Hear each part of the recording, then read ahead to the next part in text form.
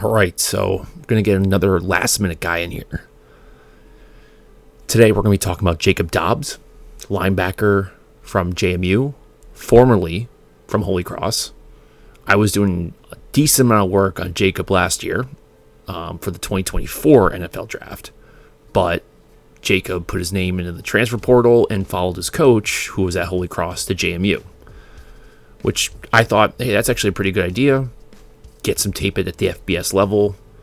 And yeah, even with the jump, he was still one of the most productive linebackers. Now, he's interesting. He's 6 foot or just under. And his weight's 237 pounds, but big wingspan, right? 6'5". Great production at Holy Cross. 123 total tackles in 2023.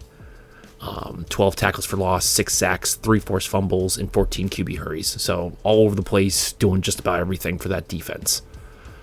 But going to JMU, plenty of production as well. And he's very physically gifted. Now, again, he's just under 6 foot, but this guy's like a missile. But he's also able to shed blocks. He's able to play up front in the teeth of the defense. It's interesting. 4-year contributor, also a team captain at Holy Cross for a couple years. And just known for that discipline, high motor play style. Again, elite athletic traits, intellectual approach to the game. Plays significantly bigger than his listed size, and his athletic testing backs that up, by the way. Previously, he's run a laser-timed 4.59, which I believe that was backed up during his pro testing, and he's also clocked a sub-4 short shuttle, so 20-yard or 5.10.5. Vertical jump, 39 inches. He's also put some impressive numbers up on the bench, 12 reps at 315, and which I think he did around 25 or 26 at 225 for his pro day. He's squatted nearly 600 pounds. He's cleaned 335 for 4 reps. So plenty of power, lots of lower body explosiveness, good core stability. And this shows up on the tape.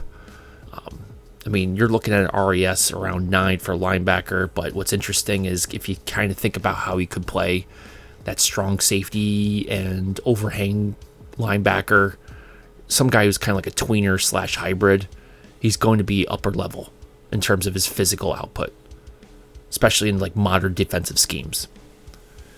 Big thing though for this guy, besides just his production and athletic testing, this guy is a leadership and intangibles guy. Natural leader, emotional heartbeat of the defense. Academically, Dobbs was one of 16 national finalists for the William V. Campbell Award, which is essentially the academic Heisman. Rare combination of elite academic standing, leadership, and football excellence. High football IQ, obviously, football study mindset, tone setter, inspires confidence amongst the team. It's that intangible quality that could help him carve out as a special teams captaincy or a long-term roster role, even if he starts as a backup depth piece. Now, taking a look at the numbers, at Holy Cross between 2019 2023, all-time leader in tackles. Tackles for loss, 432. He's also tackles for loss, 46.5. He's also in 2023 Comeback Player of the Year. He's also been a finalist for the Buck Buchanan Award and an FCS All-American. And like I said, his last year at Holy Cross, 123 tackles, 12 tackles for loss, 6 sacks, and 3 forced fumbles. Now at JMU, 74 tackles, 31 of those being solo, 3.5 tackles for loss, 3 sacks, and 3 fumble recoveries. So ranked 5th in the FBS for fumble recoveries. He's also tied for 3rd in the Sun Belt Conference for tackles per game. Now, looking at his tape, it's interesting. You can tell he takes an analytic approach to the game. There's times where all of a sudden Dobbs is playing extremely rugged, just an attacking style, going all over the place. And then there's times you can tell that he's dissecting the play, knowing he needs to hold the position, shed off the blocker, and doing his best to hold the line. It's obvious he has great play strength, excellent pursuit angles, non-stop motor.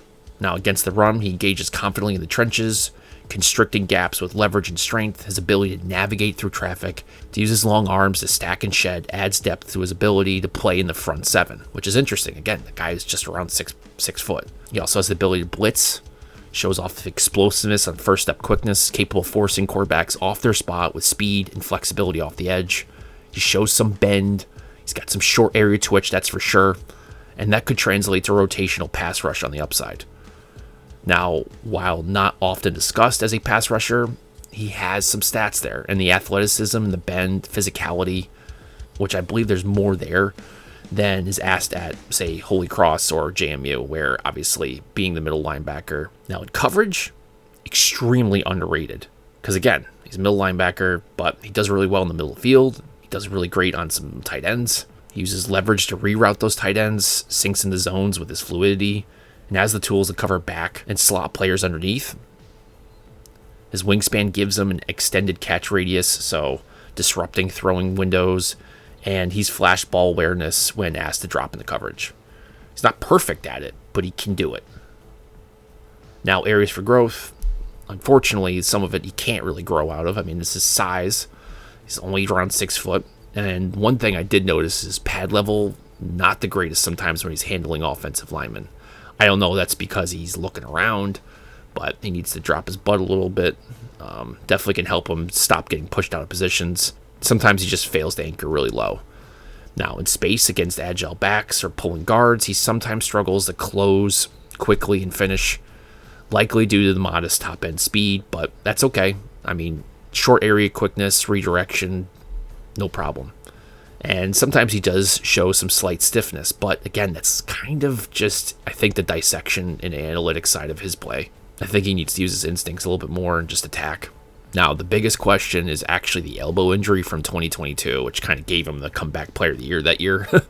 He dislocated that early in the season, that tore his UCL, got some forearm muscle, tricep tendon.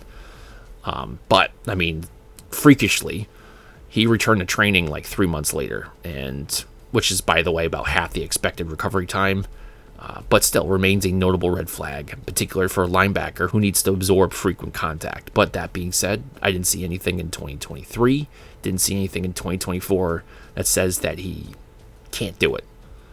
Had no problem handling linemen coming up to the second level for him. Then I need to do one more thing. I need to stress again, the most impressive aspect of Jacob Dobbs is not really his 100 tackles or his weight room records, it's his presence. And again, by all accounts, the emotional and intellectual leader for those teams on both campuses.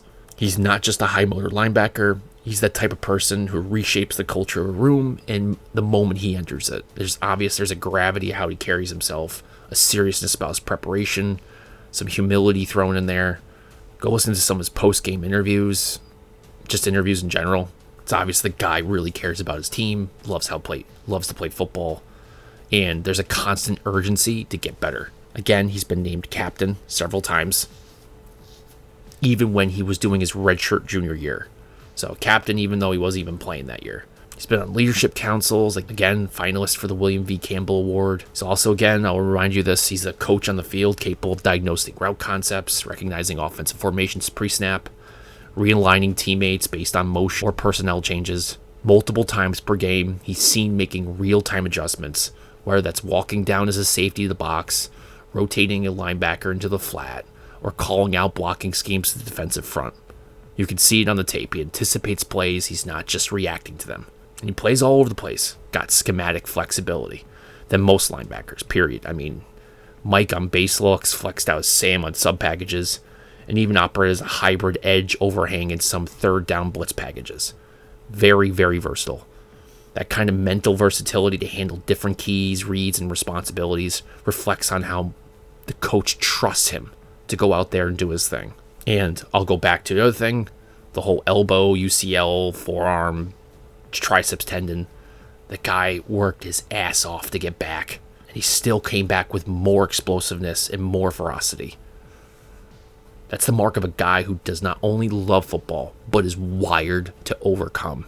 In every measurable way, from locker room, leadership, to mental processing speed on the field, Dobbs checks all the boxes that the front office and the coaching staff in Foxborough are looking for. He's not just a high character guy. He's someone who raises the standard for everybody else. And that's obviously something you just don't teach. Now, where does he fit with the New England Patriots? It's interesting. I don't really know. I think Dobbs projects as a versatile scheme flexible piece in a modern 4-2-5 or a hybrid 3-4.